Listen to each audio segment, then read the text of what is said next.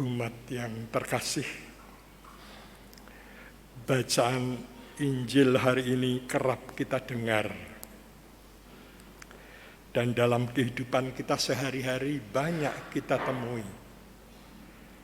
Ada begitu banyak tawaran-tawaran kehidupan yang diberikan kepada kita. Lebih-lebih lewat medsos, media sosial, sangat jelas. Ada begitu banyak tawaran terus-menerus yang diberikan kepada kita. Sehingga mungkin konsentrasi kita itu lalu kabur. Karena semua menawarkan yang baik, semua menawarkan yang gampang, semua menawarkan yang enak, semua menawarkan yang jalan pintas yang banyak kali kita inginkan. Kalau kita membaca Injil hari ini, kita belajar dari Yesus bahwa sebenarnya tidak ada jalan pintas untuk menghadapi kesulitan, kesukaran, tantangan-tantangan dalam kehidupan kita. Kita hanya diminta untuk terus-menerus belajar sebenarnya, mendengarkan suaranya, belajar mendengarkan sabdanya. Sering ada gambaran bahwa yang dekat dengan Allah, yang dekat dengan Tuhan akan jauh dari pengaruh-pengaruh jahat dan iblis. Tapi sering kenyataannya enggak begitu. Semakin banyak orang berdoa, semakin banyak kesulitan-kesulitan yang dihadapinya. Seolah-olah Tuhan mencoba, seolah-olah Tuhan mencobai kita. Tapi dalam realita hidup, dalam kenyataan hidup sebenarnya, kita hanya diminta untuk terus-menerus mengimani apa yang kita yakini, mempercayai Allah dalam kehidupan ini. Dan itu berarti memang kita harus bertumpu di tengah-tengah godaan ini, bertumpu pada nilai-nilai yang ditawarkan oleh Yesus. Hari ini yang ditawarkan oleh Yesus adalah Allah. Adalah yang pokok. Tuhan itu yang menjadi sumber kehidupan kita. Tuhan penopang seluruh pergumulan hidup kita. Banyak kali dalam pergumulan-pergumulan hidup kita kehilangan pijakan, kita kehilangan arah, kita kehilangan orientasi. Nah, orientasi yang paling penting adalah kesejatian bimbingan ilahi adalah daya keteguhan hati berhadapan dengan dorongan yang tak terpuji dan pengaruh jiwa jahat. Dan itulah yang dibuat oleh Yesus. Selalu mendengarkan dorongan Bapa.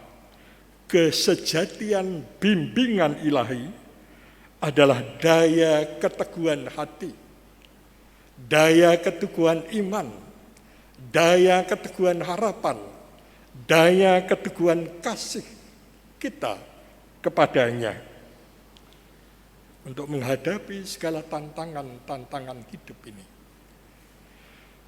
Karena itu lalu Injil mengajak terus-menerus kita untuk bertumpu pada nilai-nilai kehidupan yang ditawarkan oleh Allah. Yesus mengatakan jangan menyembah apa-apa, hanya Tuhan. Karena itu lalu masa puasa ini, masa Prapaskah ini sering disebut masa retret 40 hari. Kita diminta untuk retret, retreat, mengundurkan diri, lalu melihat kehidupan dalam cahaya iman, dalam terang sabdanya. Sehingga iman akan sabdanya itu menjadi penuntun langkah laku kita, tindak tanduk kita dalam kehidupan sehari-hari. Dalam arti ini sebenarnya menjadi orang Kristiani, menjadi pengikut Yesus, itu tidak gampang. Kadang-kadang kita menyederhanakan, yang penting ke gereja hari Minggu. Habis itu nggak mikir lagi yang lain. Padahal apakah kesejatian bimbingan ilahi itu yang menjadi daya keteguhan kita, itulah yang terus-menerus kita renungkan dalam kehidupan. Sebagai orang beriman, juga saya sebagai biarawan imam, itu juga banyak tantangan. Tapi tantangan-tantangan itu kita hadapi justru dengan belajar terus-menerus mendengarkan kesejatian bimbingan ilahi. Dalam bahasa sekarang ini, bimbingan ilahi itu belajar untuk terus-menerus mendengarkan suara hati, mendengarkan gerakan-gerakan yang datang dari dalam, mendengarkan sapaan-sapaan lembut dari hati yang terdalam. Itulah bisikan-bisikan Allah yang sebenarnya kualitas-kualitas ilahi yang sementara sebenarnya bergema di dalam diri kita. Itu yang harus banyak kita dengar. Dalam hidup ini kita banyak mengandalkan rasio kita, intelek kita, dan kurang mengandalkan pada kecerdasan spiritual. Kita cuma mengandalkan kecerdasan rasional, tapi kecerdasan spiritual sering kita abaikan, sering kita lupakan.